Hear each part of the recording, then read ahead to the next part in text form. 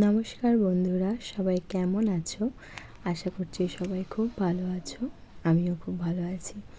দেখো, আজকে আবার একটা নতুন রেসিপি তোমাদের জন্য নিয়ে চলে এসেছি। তো অনেকেই বড়া ভাজা খেতে খুব ভালোবাসো। আমরা যেমন বড়া ভাজা খেতে খুব ভালোবাসি, মুচমুচে ক্রিস্পি বড়া ভাজা। তো আজকে এখানে আমাদের বাড়িতে হচ্ছে সজনে ফুল দিয়ে বড়া ভাজা। তো আজকে চলো সজনে ফুল দিয়ে বড়া ভাজা সেই রেসিপিটাই তোমাদের সাথে শেয়ার করব।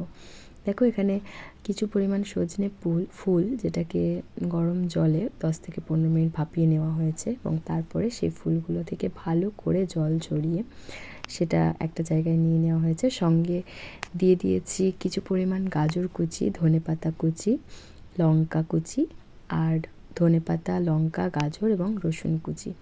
তারপরে তার মধ্যে কিছু পরিমাণ দিয়ে দিচ্ছি বেসন। তো এই রেসিপিটা মানে এই বড়াটা এত সুন্দর খেতে লাগে যে তোমরা দেখো এবং অবশ্যই কিন্তু বাড়িতে বানিয়ে ট্রাই করে খেও। তো দেখো, তারপরে এখানে দিয়ে দেওয়া হলো কিছু পরিমাণ চিনি, স্বাদ মতো। চিনি তোমরা স্কিপ করতে পারো, আমরা যেহেতু মিষ্টি ভালোবাসি তাই মিষ্টি দিয়েছি। আর তারপরে দিলাম কিছু পরিমাণ নুন, এবং তারপরে দিলাম কিছু পরিমাণ খাবার সোডা, আর অবশ্যই কালারের জন্য একটু দেওয়া হলো হলুদ। আর এখানে দেওয়া হলো জিরে, যেটা জিরে বাড়িতে ভাজা হয়েছে কাঠখোলায় কড়াইয়ে। তো তারপরে সেই জিরেটাকে ভেজে মিক্সার গ্রাইন্ডারে গুঁড়ো করে নেওয়া হয়েছে। তো সেই জিরে ভাজা একটু দিয়ে দিলাম যাতে সেন্ট বেরোবে খুব সুন্দর, আর একটা খুব সুন্দর স্বাদও কিন্তু চলে আসবে। তো তারপরে এখানে সুন্দর করে এটাকে ভালো করে জল দিয়ে মেখে নাও। বেশি জল দেবে না, আস্তে আস্তে করে জল দেবে। তারপরে দেখবে যাতে একদম পুরো পাতলা না হয়ে যায়, ব্যাটারটা যেন একটু ঠিক ঠিক থাকে, তাহলে ওটাকে তোমরা ভালো করে হাতের সাহায্যে পাকি কড়াই দিতে পারবে।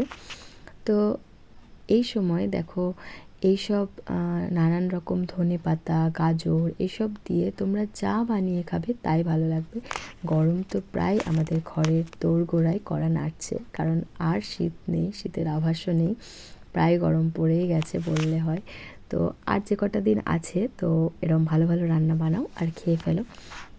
আমার তো খুব ভালো লাগে খেতে, কারণ আমরা খুবই ফুডি। তো এখানে দেখো কিছু পরিমাণ দিয়ে দেওয়া হলো শেষে খাবার সোডা। তো ভালো মন্দ রান্না করো আর খাও, ব্যাস, আর কিছুই না।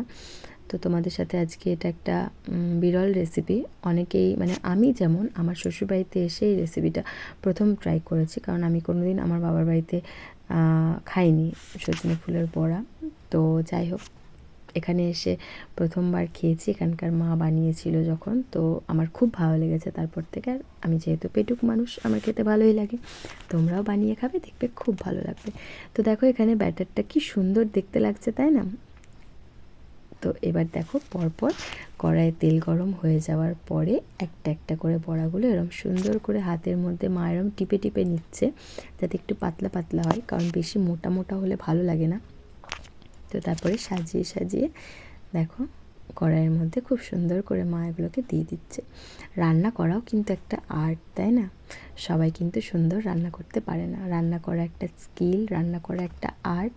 তাই যারা বলে যে আমি রান্না করতে পারি না, আমার মনে হয় তাদের সবার কিন্তু রান্না শেখা খুব জরুরি, কারণ ভালো মন্দ খাবো, রান্না করব, তবেই তো ভালো লাগবে। তো যাই হোক, দেখো এখানে বড়াগুলো দিয়ে দেওয়া হলো। তো তারপরে এই যে তোমরা দেখে নাও ফাইনাল লুক, এত সুন্দর একদম মুচমুচে ক্রিস্পি হয়েছে বড়াগুলো। তারপরে খেতে এই বড়াগুলো গরম গরম ভাতের সাথে খেতে যা ভালো লাগবে কি বলবো। তো দেখো, এখানে পরপর মা বড়াগুলো তুলে নিল। তো এই হয়ে গেল আমাদের সজনে ফুলের বড়া ভাজা, মুচমুচে একদম গরম গরম সজনে ফুলের বড়া ভাজা। তোমরা সবাই কিন্তু বাড়িতে ট্রাই করো, বাড়িতে ট্রাই করে খেও। আর এর সঙ্গে আজকে আমাদের মেনুতে ছিল হাঁসের ডিমের ডালনা আলু দিয়ে। তো সবার কেমন লাগলো ভিডিওটা জানিও।